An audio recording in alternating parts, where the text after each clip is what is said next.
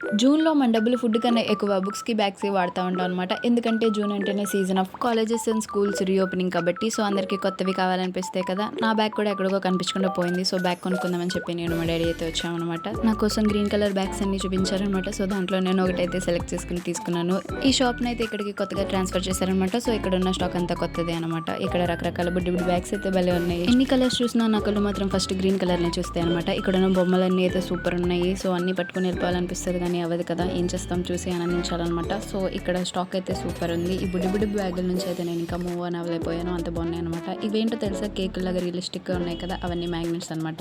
ఇంకా స్టిక్కర్లు అయితే ఇంకా సూపర్ ఉన్నాయి. చాలాసేపు ఈ స్టిక్కర్లు చూసుకుంటేనే నేను ఇక్కడైతే కూర్చున్నాను అనమాట. మీరు ఇప్పటికీ బాక్సులు వాడతారా, పౌచెస్ వాడతారా? నేను డిగ్రీలోకి వచ్చినా సరే బాక్సే వాడతాను. నాకు ఆ బాక్సెస్ అంటే అంత ఇష్టం అనమాట. నేను ఈ గ్రీన్ కలర్ బాక్స్ అయితే తీసుకున్నాను. ఇక్కడ రకరకాల పెన్సిల్స్, పెన్స్ అయితే ఉన్నాయన్నమాట. అండ్ ఎంతో ఇష్టమైన బీటీఎస్ పెన్నులు కూడా ఉన్నాయి. చాలా బాగున్నాయి కదా చూడడానికి. అండ్ ఇక్కడ బుడ్డి బుడ్డి ఫ్లాంక్స్ అయితే ఉన్నాయి. అవి అయితే చాలా బాగున్నాయి అనమాట.